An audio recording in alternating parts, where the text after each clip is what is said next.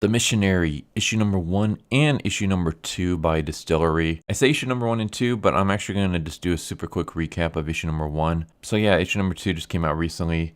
The series is freaking weird. The basic gist of it is that our main character ends up getting his body possessed by a demon after witnessing his wife go down on their local priest. So we immediately start off with that. We have our main character, his name is Bryce. He has recently gotten fired from his job, and so he's gone to the church in the hopes of talking to the priest, the bishop that's there, so that he can find a way to break the news to his wife. But when he shows up, he finds that his wife is on her knees pleasuring the bishop.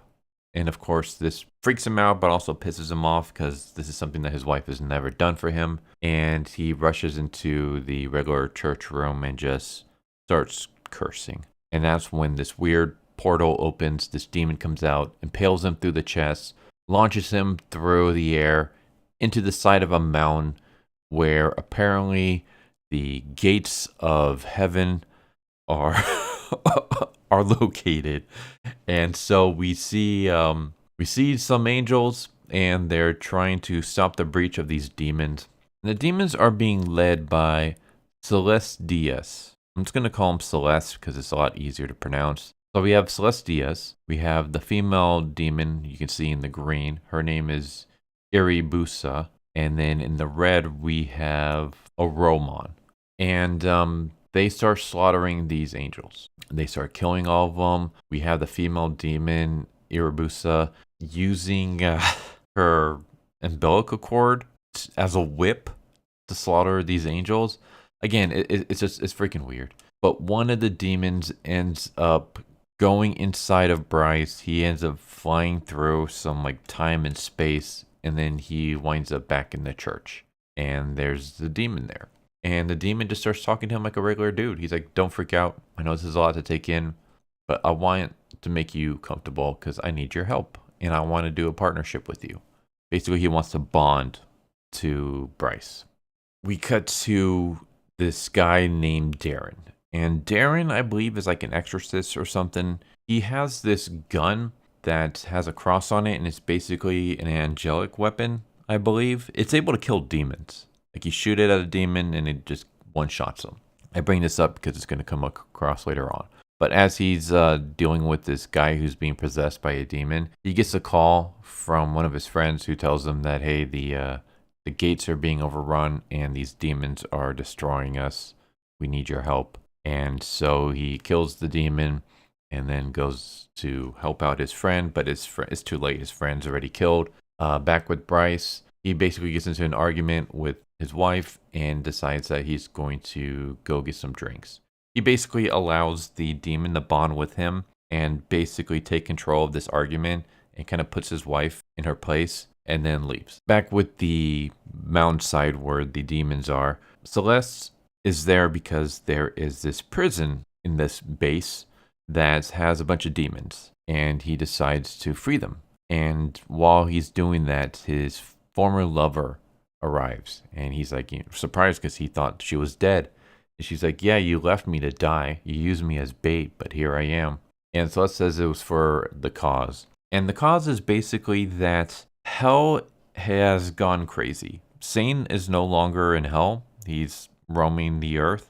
And so hell is just falling to pieces. It's basically without Satan there to watch over everything. Hell is starting to slowly like disappear, I think. It's basically the demons that are there are dying out. And so Celeste wants to gather all these demons that have been imprisoned by the angels and take a battle to Satan, kill Satan, and basically take control over Earth and rule over Earth and the demons there. He's kind of having a tough time with that because his former girlfriend basically says, yeah, we're not going to listen to you because you're a liar. You don't give a crap about us. You just want to rule.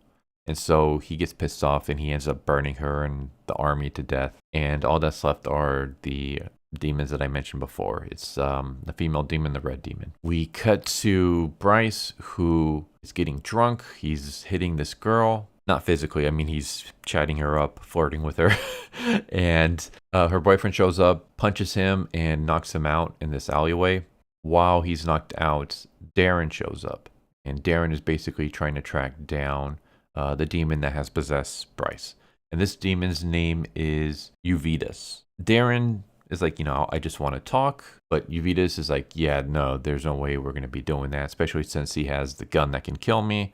And so he erupts out of Bryce's stomach. It's very, very weird. Basically, he kind of looks like a baby xenomorph, where he just bursts from Bryce's chest, and then he attacks Darren, and he slaughters Darren and Darren's men.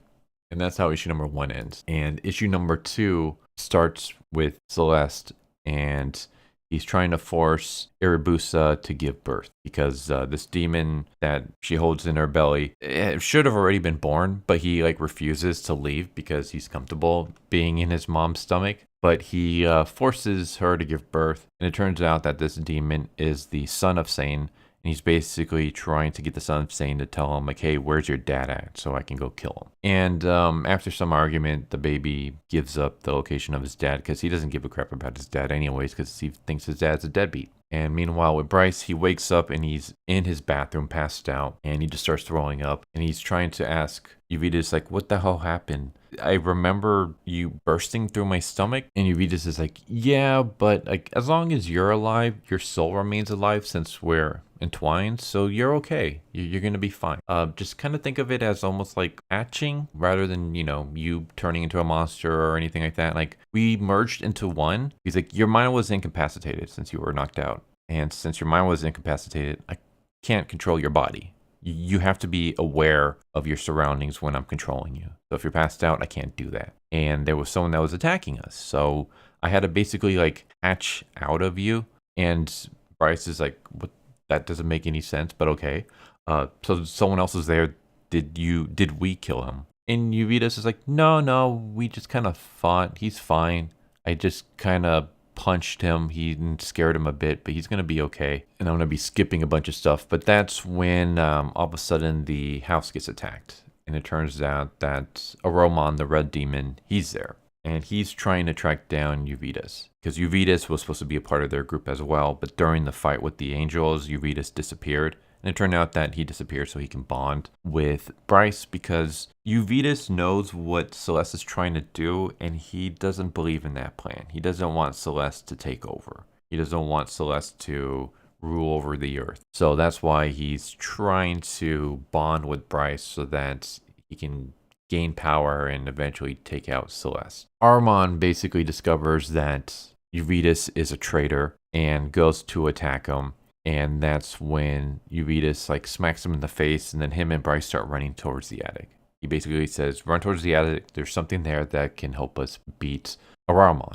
And Bryce is like, what the hell are you talking about? There's nothing there. And then as soon as he rushes up to the attic, he sees that Darren is dead. His corpse is just there. And a demon that was not bonded to Darren, but had a deal with Darren is also there. So basically the one-shot kill gun that Darren was wielding, it was given to him by this demon who himself was given the gun by Satan. And so demon's just hanging around Bryce, and we see Bryce's little ghosts, his soul is still there. That little cloud that you see, that's Darren. So then we cut to the middle of the desert where we see Celeste coming across Satan. And Satan basically discovers that being on Earth is awesome because there's this thing called the computer, which has this thing called the internet. And with it, he can connect to people all around the world. And he basically becomes a shit poster.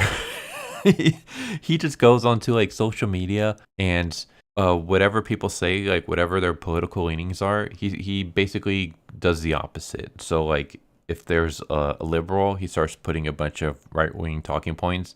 And if it's a right-winger, he starts putting in a bunch of liberal talking points. He's basically just pissing people off, trolling them, shit posting. And doing that is causing a bunch of discord and people to just become upset. And it's kind of like a social commentary somewhat of our current society, where it seems like a lot of people are just kind of at each other's throats, no matter what side that you're on. People are just constantly fighting each other over the stupidest things. Well, that's all because of Satan. He's doing that through the internet by being a troll. And doing that has made him stronger, because the more negative emotions there are out there in the world, the stronger he becomes. So he's just sucking in all that negativity and becoming stronger. And so he starts batting Celeste because Celeste wants to kill him and rule over the earth. Meanwhile, back with Bryce, Bryce is like freaking out, like, holy crap, there's a dead dude here. And Darren's like, I'm not dead yet, you scum. And the demon that has made a deal with Darren is like, you're dead until we bond. All you got to do is just bond with me, dude. Bond with me, and then I'll be able to bring you back. But he refuses because he doesn't want to bond with the demon since he works for the angels. Ahriman approaches, and Bryce like aims the gun at him. And Uvydus is telling him, like, just shoot him, dude. Shoot that dude right now. Like, he's going to kill us if you don't shoot him. And Ahriman is trying to explain, like, don't do that. Whatever Uvydus told you, he's a liar. He's a salesman. He's an expert possessor. It's what he does. He finds weak humans and takes them over. You're just the latest sucker. And Bryce starts questioning Uvydus, and Uvydus is like, well, I haven't told you everything, but I am trying to save the world. And I swear I'll tell you everything once you pull that trigger. So eventually, there's a little bit of a kerfuffle, but Bryce ends up shooting Ahriman, and then he points the gun at Uvydus and demands that Uvydus tell him the truth. And Uvydus starts trying to lie at first. He's like, well, you don't want to shoot me because if you shoot me, it'll rip your soul apart since we will both die, since we're bonded together. And Darren's demon is like, nah, he's lying, and he knows it. And we have this funny moment where Bryce is like, how do you know? And the demon's like, because I tell Darren the same lies. And Darren's like, oh, you son of a bitch, I knew it.